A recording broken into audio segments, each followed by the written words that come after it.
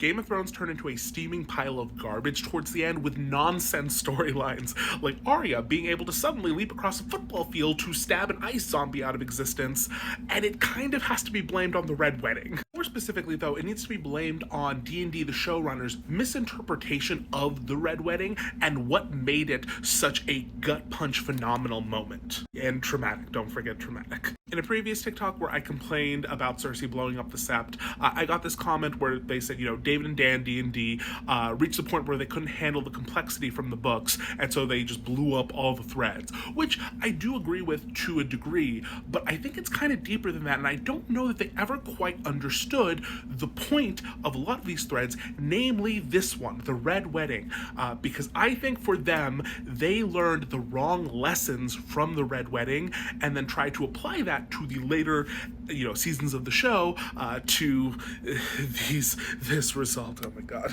I think they learned the wrong lessons, because something you'll hear if you go back and ever watch any of their old interviews, which I don't recommend, but they are informative, is basically they were obsessed with the idea of subverting expectations, not basically allowing the audience to guess what was going to happen next, because they needed to surprise you. They needed to surprise you in the same way that they did with the Red Wedding, which is how we arrive at the point where you have a character, Arya, who seemingly has very little to do with this particular storyline, suddenly being the hero of the day and taking out the Night King and basically the entirety of the others, the White Walkers, for reasons. But actually, we know those reasons. They tell us. They say that they picked Arya for this moment because they thought that she was someone that we would not expect. Which, sure, of course we wouldn't expect it. She had nothing to do with the storyline. Why would we expect it? And if you don't believe me, look it up. This isn't a George, giving them the plot thing. They say that they came up with this idea and this decision, I think they said, around, season 5. So don't give me any of the, Melisandre says that line in, season 2 or 3. Yeah, but that wasn't connected to that. They thought of this later, okay?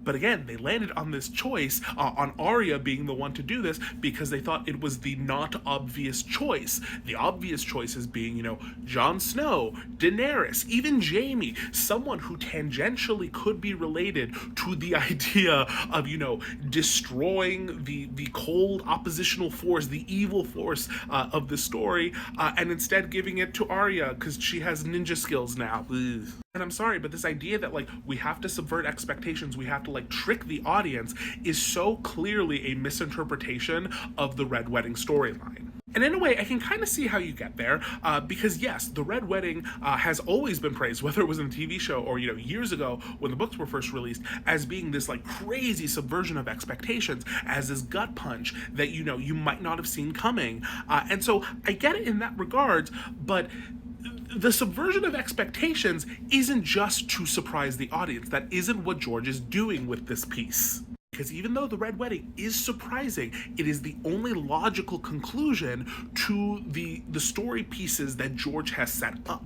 So D&D, when talking about stuff like this, will say, we want to subvert expectations, we want to avoid the expected. But if you stop and if you think about the Red Wedding, it is totally expected. We are just not trained as an audience to see it coming because tropes have directed us in another direction, typically. Because you expect the good guys, the honorable guys, to basically have plot armor. You expect them to be safe because good needs to triumph over evil. But George isn't quite doing that. He is going for a realistic approach in which actions have consequences. And that right there is the point of the Red Wedding. Actions have consequences.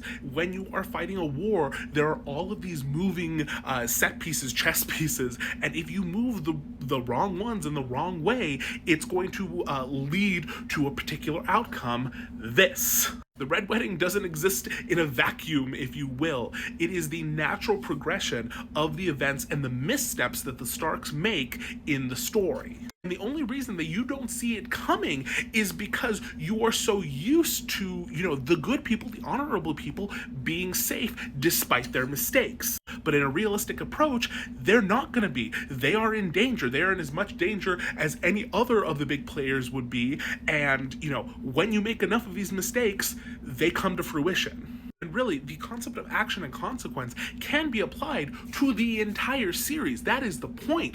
All of the cascading events that, one after the other kind of tumble down are because people will make the wrong move at the wrong time and it leads to something else, and then people are reacting. That's how this story unfolds, You can start at any point and like see where the dominoes begin falling.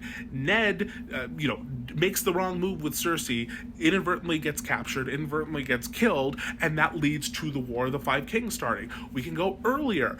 Rhaegar kidnaps Lyanna. That leads to a bunch of the northern houses, the Vale and the Riverlands, rising up, leads to the rebellion, leads to the Targaryens being toppled. All of this is always action and consequence. Or in other terms, as I've stated many times on my channel, planting and payoff. And so this moment with Arya is trash. I'm sorry. Like, it's cool. It's like visually cool and like, yay, she's gonna die, and then she drops and stabby stabby. Ooh, look at that. But like, there is no planting for this. There is no action that leads to this as the consequence in a meaningful way. Like, you could be like, oh yeah, well, she had assassin training, so obviously, but like, no, guys, come on. Making that connection, like, sure, works in your head canon, but if you need head canon to explain away these huge big plot points, there is a fundamental problem with the plot points. So no, I do not think this will ever happen in the books because there is no setup for it. There's no action that leads to this